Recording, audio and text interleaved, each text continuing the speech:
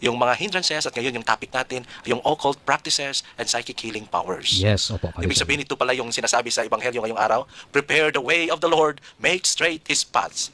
Tapos Yes. ngayon, yung tinitingnan natin, yung dapat nating ituwid sa ating buhay, yung ating involvement o engagement sa mga occult practices at psychic healing powers. Yes, opo. Oo. May babasahin po ako, Bishop, na sa scripture, sabi dito, let there not be found among you anyone who emulates his son or daughter in the fire, nor a fortune teller, soothsayer, charmer, diviner, or caster of spells, nor one who consults ghosts and spirits or seeks oracles from the dead.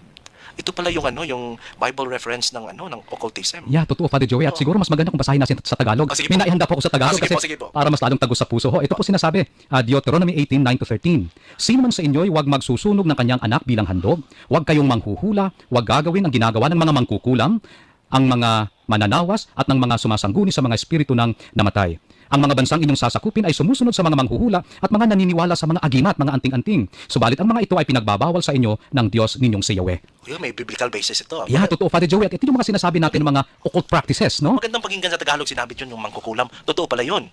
Totoo, Father Joey, yung mga mangkukulam, this means harm to other people. Kaya nakikita ng Diyos na masama ito at pinagbabawal po talaga sa atin. At ano ba yung these are what we call the occult practices. Ano ba yung occultism?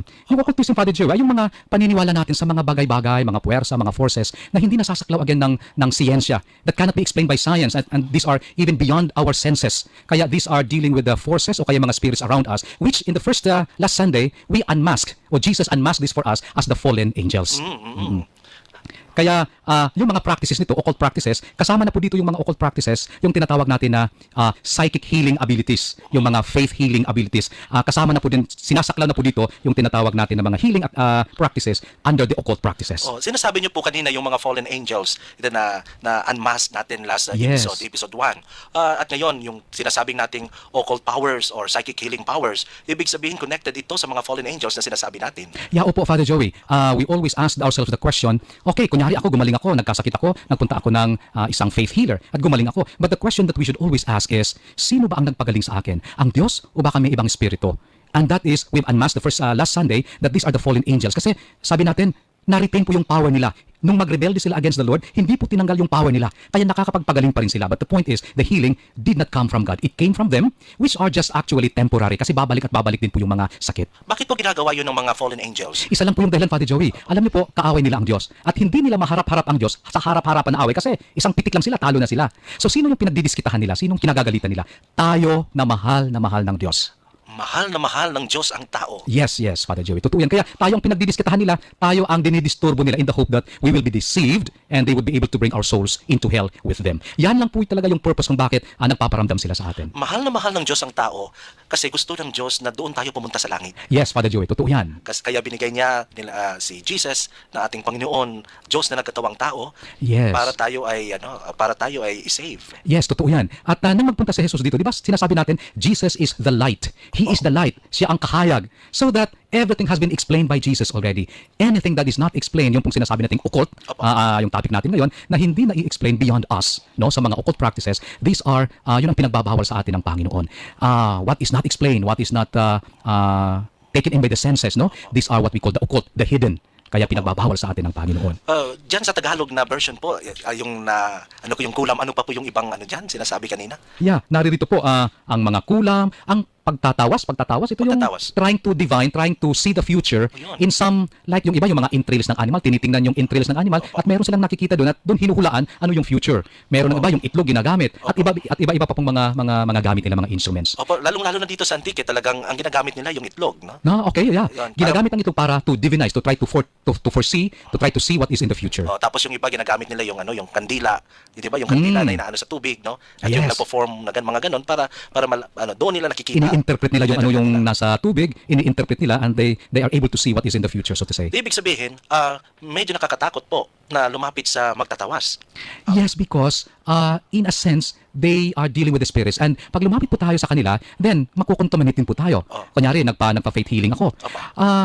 I will be also contaminated with the spirits that help them out in their work of healing. Ano po? So mapupunta din po sa akin yung mga pag-pray over, yung mga orasyon, yung mga seremonyas, ay mapupunta din po sa katawan ko yon. Kasi po tayo mga Pilipino ay mahilig sa mga seremonya, sa mga Yes, ritual. opo. At kahit yung pagsasagawa ng faith healing, may ritual siya. Yes. Ibig sabihin, kahit nag-o-observe lang ako doon sa mga ganong ritual, may epekto pala yun para sa akin. Depende po, Father Joey, kasi kung ikaw na nag-o-observe ay open ka sa mga ganun. Like for example, nung bata ka hanggang ngayon, palagi nang may batakdungan ka, palagi kang niluluyahan, ano ho. In other words, mahina po yung depensa natin, yung pananampalataya natin. We are weakened by those so that when we are present in such healing sessions, then we might, sinasabi lang po natin, we might be affected. Pag malakas naman po yung pananampalataya natin, we might not be affected. No, doon sa session na yon. But we could be affected. Yung sinasabi niyo pong contaminated at yung saka yung being affected, ibig sabihin noon, yung tumutulong na fallen angels doon sa psychic healers o yung sa magtatawas ay talagang kumakapit rin sa mayroong may sakit na ginagamot. Yes, totoo yan, Father Joey. Kumakapit doon sa ginagamot. So natatransfer yung spirit na tumutulong sa kanya. Ano mangyayari doon sa kanya? Kasi sasabihin natin, sabi nila wala namang mawawala eh. Tapos ngayon, gumaling nga sila eh. Yeah. May tatlong scenario tayo dito, Father Joey. Number one is this. Gagaling nga siya, but it is only temporary. Because the healing that they give, they are not permanent. Only God can give a permanent healing po. Kaya temporary lang po yun. Kaya after 6 months, after 1 year, babalik siya sa albularyo. Bakit? Kasi magkakasikit uli. Either the same sickness or another sickness. And this time, the faith healer will say, nako, na meron namang bagong spirito na sa'yo, mas grabe ito ngayon. Kaya it will entail much more ceremonies, and of course, much more payment. Mas mahal-mahal ngayon. And then, the same. The spirit, the new spirits that are there during the ceremony, ayun ang mapupunta makokontaminate sa tao. But he will not be healed. Pabalik-balik lang po yun, pabalik-balik. He will not, eventually, yung kanyang health will deteriorate. Paano po, Bishop? Kasi nakikita naman ng mga mata natin na yung pinupuntahan ng mga tao, ng mga faith healers, ay meron namang Santo Niño doon. Yes, meron namang opo. mga puon, may mga Yes. santos doon. Kaya nga, ano ba to? Kasi parang Katoliko naman sila, pero ano to? Merong iba nagsasabi, Father, may mga estatwa sila ni Mama Mary at nag-rosary pa kami, nagnovena. Apo. Tandaan po natin, Father Joey, na ang mga estatwa po ay pwedeng panahanan ng mga bad spirits. When they are used, pag ginamit po sila sa mga ritual na hindi sa simbahan, okay? Sa mga ritual of healings na hindi galing sa simbahan, then they become contaminated. Kaya nga po naririnig natin, di ba, minsan, yung estatwa ni Mama Mary, nagsalita si Mama Mary. That is contaminated. That can be contaminated. Kaya kailangan pong magbantay din po tayo dyan. Ibig sabihin yung parang sinasabi nilang merong miracles, mga milagro Yes. ito, na hindi pala to totoo. Huwag po tayo maniwala kaagad. Healthy doubt po ang tawag sa simbahan yan. Healthy doubt. Ibig sabihin, mag-doubt tayo, but in a very healthy way. Ibig sabihin, wag naman natin kutyain sila because may mga pinagdadaanan din yung mga kapatid natin. So, we doubt, we don't believe right away. The best thing to do is to refer that to the church or to the priest para po ma-investigate kung ano ba ang pulot dulo nito lahat. Di paano ba ito? Kasi yung faith healer na ito, very Catholic rin siya. Ano bang stand ng simbahan po nito? Karamihan po ng mga faith healer natin ay hindi rin po alam yung malaliman na pagkaalam kung ano ba ang mga bagay-bagay na ito. Hindi rin po parang hindi ganoon kalalim yung pag-intindi sino at anong klaseng mga espiritu behind all these works. Alam niyo po, Father Joy, may nakilala po akong isang busalian. Opo. And then itong busalian na ito ay nag-renew na po siya, nagbalik loob na po sa Panginoon. Tinanong ko po ito sa kanya, sabi ko, sabihin ko na lang in general, brother, sister, okay? Opo. Nakakapagpagaling po kayo. Paano nyo nalalaman na ang sakit ng taong nagpupunta sa iyo ay itong sakit na ito? Alam niyo ang sagot niya, Father Joey? Sabi niya, Bishop, meron pong boses akong naririnig. And then tinanong ko siya, bakit niyo po nalalaman kung sino yung nagpakulam sa kanya? Kasi nalalaman niyo yung pangalan ng pakulam eh. Ang sabi noong busalian na ito, sabi niya, Bishop, again, meron pong espiritu I hear a voice whispering me the answer to those questions. In other words, meron po talagang mga spirits na nag-guide sa mga kapatid natin sa mga healing na ginagawa nila. Again, we go back to the question, sino ang mga boses na ito? Sino ang mga spirito na ito? Alam niyo po, Bishop, yung tinukoy niyo, sinasabi niyong busalian. Kasi po, lumabas po yan sa research ni Dr. Alicia Magos, Okay. anthropologist po ng University of the Philippines sa may Visayas. Siya po ay taal na taga-Antique rin po, taga-Dao. At doon, sinasabi niya, yung ano ng busalian is actually, meron silang preternatural powers. Okay. Yung psychic healing So what we're saying here is confirmed, confirmed na preternatural powers. Tapos, meron silang powers kasi po, gumawa sila ng kasugtanan or covenant. Covenant, yeah. Doon sa espiritong hindi makita. At gumawa sila ng covenant doon sa espiritong hindi makita at binigyan sila ng mga powers. Kaya Yun. kaya very powerful yung mga busalian na sinasabi natin. Pero meron pong agreement nangyari doon. At yung agreement yon kasama yung buong generation. Yun. Kaya nga yung nangyayari kung meron kayong lahi, no, ganon, pasa sa next generation yung mga lahing ganon. Kaya po, at meron tinatawag silang yung fallen angels at sinasabi natin, ang tawag nila doon ay surog. Surog, yes. Yung fallen angels, yung fallen angels na tumutulong sa kanila. At Totoo. ngayon, yung mga anak nila later on naging psychics o psychic healers, yun, Yes. doon nagmumula yun. Kasi yung espiritu na sinasabi mo na may bumubulong sa kanila, Yes. nandun yun ang galing. Totoo, Father Joey. In fact, ang turo ho ng ating katolikong simbahan ukol dyan, paano ba pag-distinguish i-distinguish na ang karisin ng healing na ito ay galing talaga sa Diyos at paano i-distinguish na ito ay hindi galing sa Diyos. Isa ho sa mga palatandaan na ito ay hindi galing sa Diyos Opo. kung naipapasa from one person to another, from one generation to the next. On the other hand naman ho, yung totoong galing sa Diyos ay hindi po naipapasa. Oh. Take for example si Padre Pio, di ba? Ang dami niyang mga blessings from the Lord. One of this is to heal, no? Pero nung mamatay po si Padre Pio, hindi po niya ipinasa sa ibang santo o sa kasamahan niyang pare yung power to heal. Hindi po, it died with him. Pero yung sa mga sinabi niyo po, yung study na yon, yung sa preternatural sa kaaway natin, sa mga coming from the fallen angels, yun po ay naipapasa from one generation to the next. Paano po kung hindi sinalo yung pinapasa? Ang naririnig ko lang po, Padre Joey, ito, parang naghihirap po na sabihin na natin na mamatay yung kapatid natin. Meron ako experience niyan. Sabi ng isang leader, pinatawag ko sa BEC leader sa baryo para ng kanyang tatay, last rites. At mismo ang leader na ito, sabi niya sa akin, Monsignor, matagal pa po yung mamatay si tatay. Sabi ko, bakit mo naman nasabi yan? Tatay mo yan. Kasi po, siya na nagsabi sa akin. Kasi po, Monsignor, meron po siyang anting-anting, meron po siyang agimat. At walang gusto sa amin na tumanggap, kaya po nagsisimula na po siyang maghirap. Ano? So siya yung nagsabi, yung anak mismo, ang nagsabi sa akin. At talagang mahirap talaga sa mga pamilya na yung mga kanunuan po talaga nila Bishop merong covenant. Yes, o opo. covenant o agreement doon sa espiritong hindi makita na tumulong sa kanila. Kasi buong pamilya hanggang next generation na walang Totoo, kalam-alam, Padre Joey, nandun. oo. If ever we want that to stop, kailangan ibuwag natin yung agreement na yan.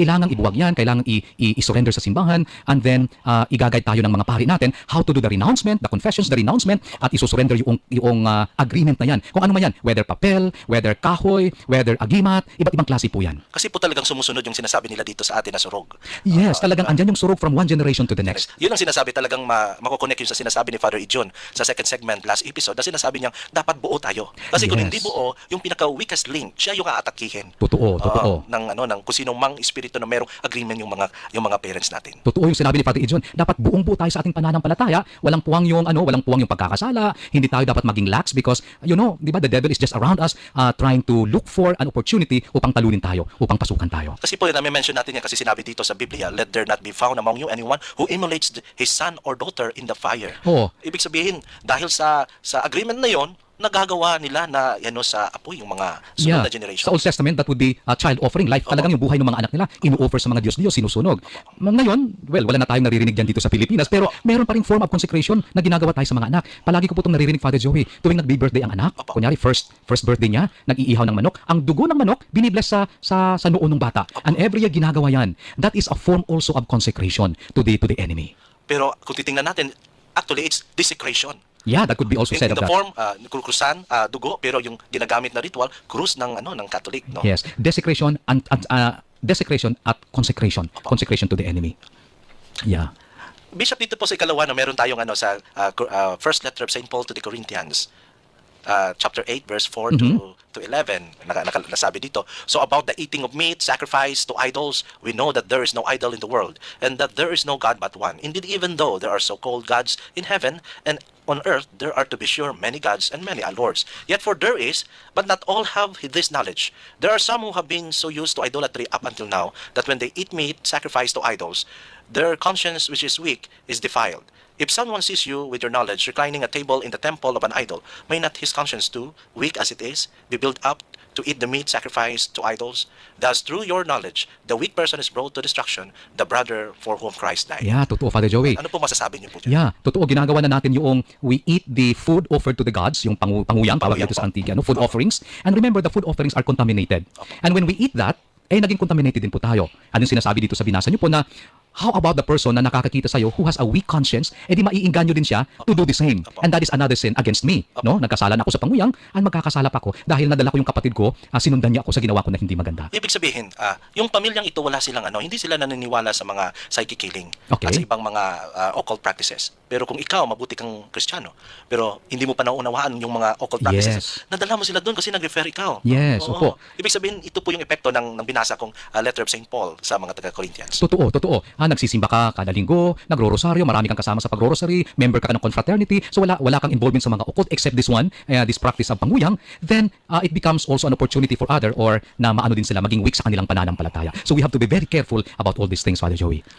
Bishop, marami pong nakikinig sa atin ngayon, no? Si Miss Annalisa Samson, happy Sunday po, watching from Bulacan. Okay, Nakikinig, Annalisa, si good Marian afternoon. De Lopina, hi Bishop, Marvin and Father Joey, very interesting ang topic nyo today. Hopefully more people are viewing. At kasama rin po yung katekista natin doon sa Kulasi, nandito dito si Bix Feliciano Estilioso. Sabi niya, nakikinig po ako ngayon. Magandang hapon po sa inyong lahat. Salamat po sa pakikinig. Ang topic po natin, Bishop, occult practices and psychic healing powers. At nakita po natin yung mga powers na pala ito ay galing sa mga fallen angels. Yes, opo, Father Joey. Oo. Sila yung source nito at palagi palagi tayong dinidisturbo. Again, go back to the reasoning dahil gusto nilang dalhin tayo sa kanila. Gustong dalhin tayo sa hell with them because they are damned already.